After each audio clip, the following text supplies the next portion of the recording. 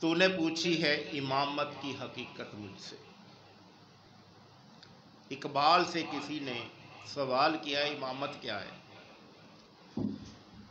تو فرماتے ہیں تو نے پوچھی ہے امامت کی حقیقت مجھ سے، حق تجھے میری طرح صاحب اسرار کرے۔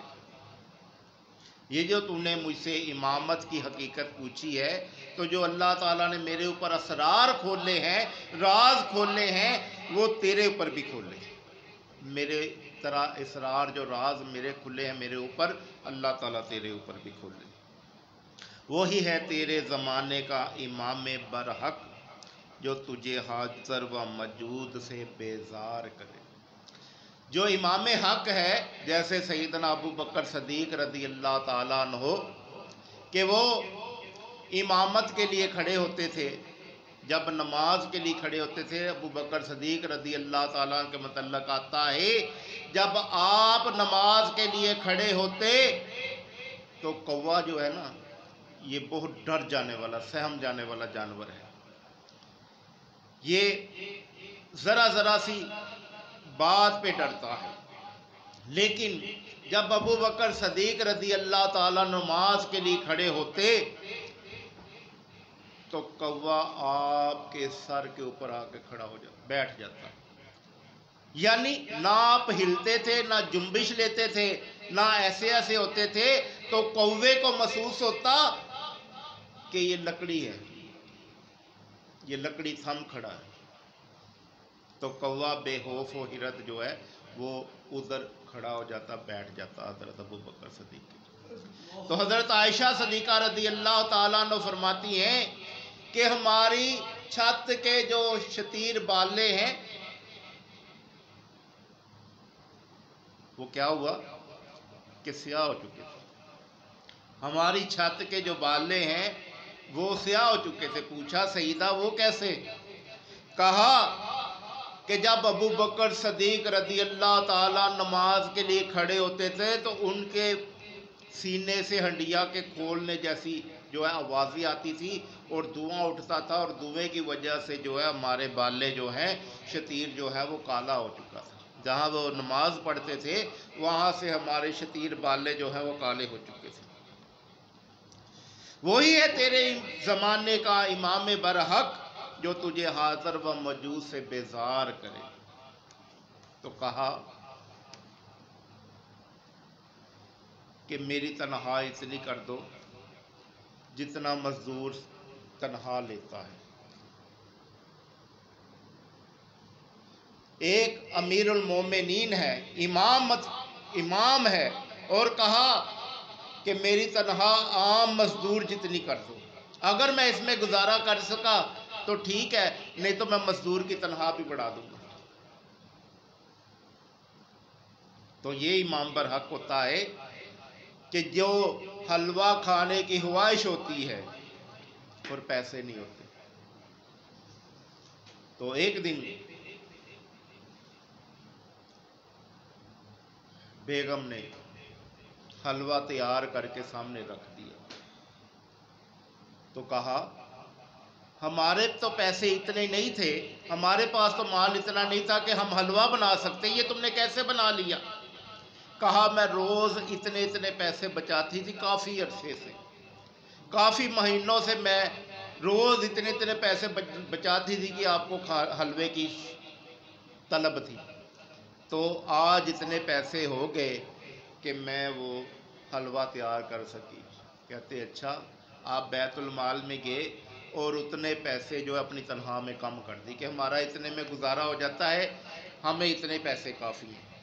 تو وہ جتنے حلوے کے پیسے تھے، جتنی بیگم روزانہ اس دور کی کرنسی میں سے جو بچاتی تھی، اپنے آپ کو، اپنے نظام کو کم کر کے وہ جو بچاتی تھی کہ حلوہ میرے شوہر نے کھانا ہے تو میں حلوہ تیار کر لوں گی، تو وہ آپ نے جو ہے اتنے پیسے بیت المال سے ختم کر دیے کہ میری تنخواہ میں سے اتنے پیسے کم کر لو کیونکہ ہمارا گزارا ہو جاتا ہے۔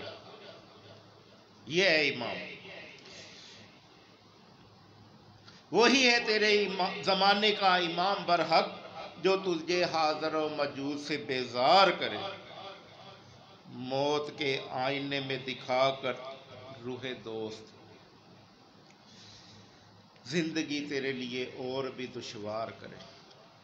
यानी तुम्हारे सामने मौत का आईना लाए कि कुल्लू जायका, क्या है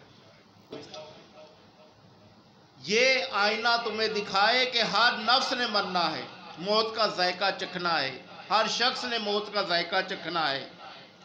तो जब ये तुम्हें आईना दिखाए, मौत के आईने में तुझको दिखा के रूहे दोस्त कि जब तू मरेगा तो तेरे दोस्त तेरे रब्बुल आलमीन से तेरी मुलाकात होगी। मौत के आईने में दिखा के तुझे रूहे दोस्त कि जब मरोगे तो अल्लाह ताला से मुलाकात होगी। जितने भी हजाब दुनिया में हैं वो सारे के सारे उठा लिए जाएं। जितने भी बंदे और अल्लाह के दरमियान हजाब हैं वो सारे के सारे उठा लिए जाएं, तब भी अल्लाह ताला की ज़ियारत नहीं होगी जब तक कि मौत नहीं आएगी। जब मौत आएगी तो अल्लाह ताला की ज़ियारत होगी।